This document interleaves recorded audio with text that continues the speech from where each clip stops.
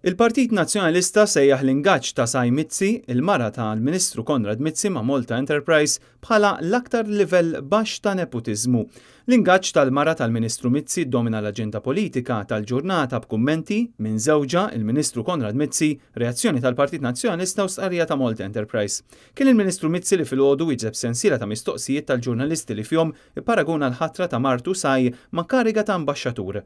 It's an appointment like other appointments bħalma jsiru pereżempju ta' ambaxxaturi u related appointment. Il-Ministru Mizzi sostna li hu ma ndaħalx fl-għażla tal-mara tiegħu bħala konsulent tal-Malta Enterprise għaliex kienu propju il-Malta Enterprise li affiċinaw lil Saj Mizzi. Ms. Mizzi was approached by Malta Enterprise. She was offered a role as a government representative fuq l-Asja bħala envoy. Iddiskutita miegħi ovvjament bħala familja. Kenna numru ta' discussions u iddeċidiet u xtaqet li tagħmilha bħala challenge for a period of time biex she give something back u għalija bħala karriera as well tippuxja u taħseb li tista' iżid valur. Mistoqsijek iħossux politikament komdu bil-ħatra ta' martu bħala konsulent ma' Malta Enterprise mingħajr ebda sejħa pubblika, il-Ministru Mizzi wieġeb li din mhix kwistjoni dwar il-pożizzjoni tiegħu. Jiena kważi qed nifhem li dik kienet l-uniku persuna li seta' tagħmel dan it-tip ta' xogħol mhux hekk. Jiena mhux qiegħed hawnhekk biex niddefendi l-appointment jew mara tiegħi. Ir-rol jinkun ma nista' ngħidlek bħala persuna privata ġara ma ġarax. I ġiet offruta r-rol, ikkonsidrata, aċċettata, marret challenge u issa qed tagħmel dak ir-rol. U inti tħassab tajjeb jien fl-opinjoni tiegħi ma tħallx fiha. U m'intix tara xi ħaġa skorretta, u m'intix tara xi ħaġa ħażina.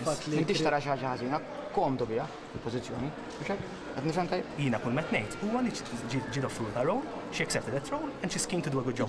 Immedjata kienet ir-reazzjoni tal-Partit Nazzjonalista fejn il-Viċi Kap tal-Partit Beppe Finekadami u s-Segretarju Ġenerali Chris Said sostnew li Malta Enterprise kienet obbligata li toħroġ sejħa għall-offerti għaliex din hija entità pubblika.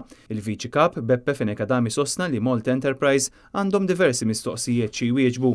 Bħala rappreżentanti tal-poplu bħala oppożizzjoni staqsejna diversi mistoqsijiet lill Prim Ministru li pretendi li għandu jiġi. Staqsejna x'inhuma l-kundizzjonijiet tal-kuntratt li ngħatat is-Sinjura Mizzi, x'paga għandha, kemm għandha benefiċċji, fejn qiegħda stazzjonata, x'inhuma il-kwalifiċi li għandha, x'inhuma l-konnessjonijiet li hija għandha ma' persuni li hemm fin-negozju ġewwa l-Asja. Staqsejna wkoll jekk dina il-post qatt ġiex diskuss quddiem il-Malta Enterprise u hekk qatt ġie approvat mill-Bord tal-Malta Enterprise. Staqsejna wkoll jekk il-Prim Ministru kienx infurmat mill-Ministru Mizzi jew mill-Ministru Cardona dwar dan l-impjieg illi kienet jinħoloq għas-Sinjura Mizzi. Naturalment qegħdin nistaqsu dawn il-mistoqsijiet għax propju ftit xhur illi dan il-gvern tal-ablajta tal-meritokrazija, tal-kontabilità u trasparenza għandna gvern illi qed jilħaq l-iktar livell baxx ta' nepotiżmu. Ikkummenta wkoll is-Segretarju Ġenerali tal-Partit Nazzjonalista Chris Said. Hawn qed nitkellmu fuq impjieg ma' entità tal-gvern, il-Malta Enterprise. Il-Malta Enterprise hija entità tal-gvern li taqa' taħt ir-responsabilità tal-Ministru Mizzi. Hawn għandna impjieg li sar mingħajr sejħa pubblika tal-mara tal-Ministru Konrad Mizzi. Dan kollu jaqa' taħt ir-responsabilità tal-Ministru Joe Muscat li fl-aħħar mill-aħħar kienu li ħatar il-bord tal-Malta Enterprise, kienu li ħatar il-Ministri tiegħu. Allura iva, min se jerfa' ir-responsabilità politika f'dan il-każ ta' impjieg bla sejħa pubblika ta' mara ta' Ministru bħala Special Promotion Envoy ġewwa l-Asja.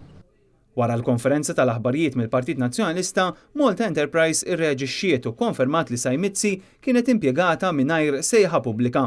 Malta Enterprise ippruvaw jiġġustifikaw il-pożizzjoni tagħhom bil qalu li l-konsulenti jew mibgħuta speċjali ma jintażlux permezz ta' sejħiet pubbliċi u li din ma kienx l-ewwel darba li saret. Biex jiġġustifikaw l-ingaġġ ta' Saj Mizzi, Malta Enterprise ippubblikaw il-kwalifiċi ta' Saj Mizzi li se tkun responsabbli mill-kontinent Asjatiku inkluż iċ-Ċina, il-Ġappun, il-Vjetnam, l-Indonezja, il-Malasja u l-Korea t'isfel.